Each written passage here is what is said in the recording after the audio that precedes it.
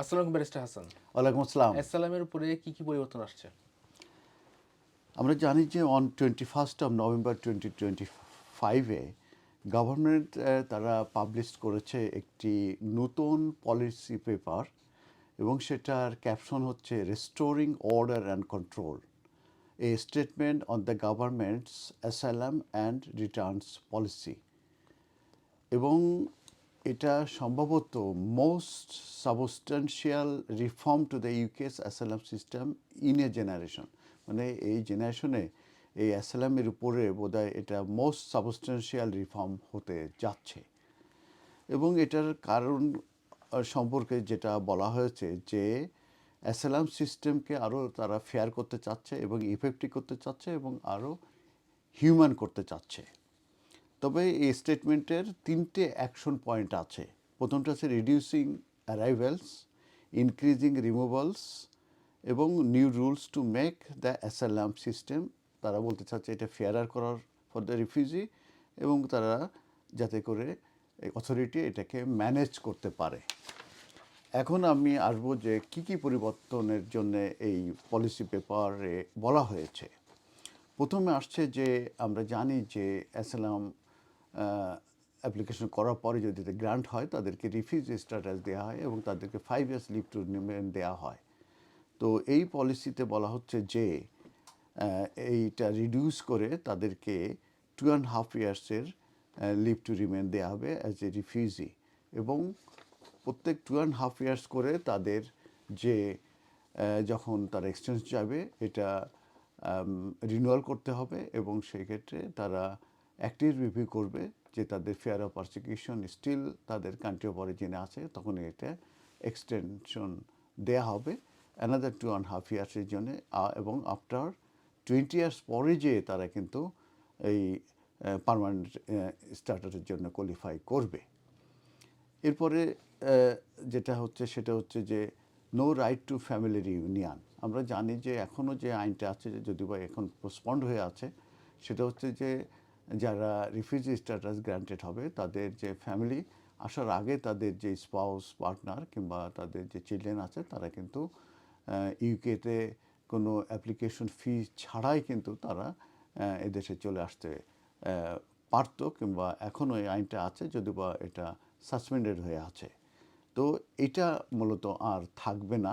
এর অর্থ এই যে যারা রিফিউজি স্ট্যাটাস পাবে এই ইউকেতে, সেক্ষেত্রে তারা recognise as a person in need of protection তার হিসাবে তাদেরকে অ্যাকসেপ্ট করা হবে, কিন্তু তাদেরকে অ্যালাউড করা হবে না টু ইনভাইট দেয়ার স্পাউসেস এবং চিলড্রেন টু জয়েন দেম। তাদেরকে জয়েন করার জন্য তাদেরকে অ্যালাউ করা হবে না।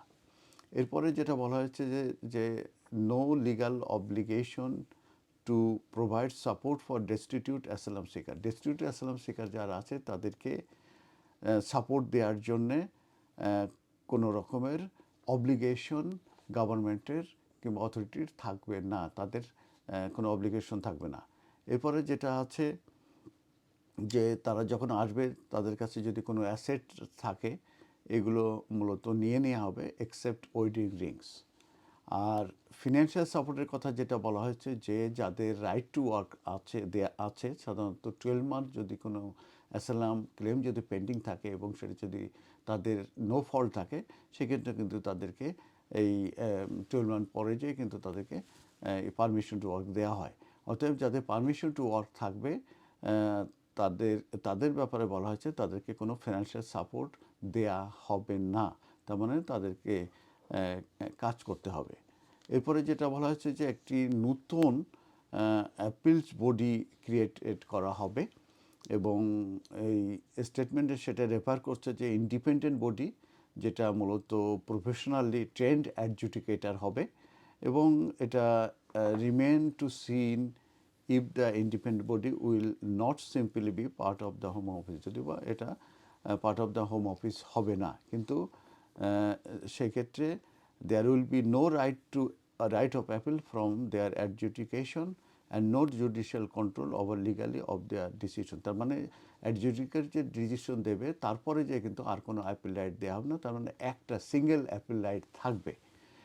এরপরে যেটা বলা হচ্ছে যে এই যে অ্যাপিল রাইট এটা যদি আহ, দেওয়ার পরে যদি সেই ক্ষেত্রে আর তেমন কিছু করা থাকবে না, এবং এক্ষেত্রে যে যদি সার্টিফাইড দেওয়া হয়, যদি তাদের ক্লেমটা যদি সার্টিফাইড করে দেওয়া হয়, সেই ক্ষেত্রে কিন্তু সেটা অ্যাপিল করতে পারবে, অ্যাপিলেট দেবে সেটা আউটসাইড অফ দ্য ইউকে।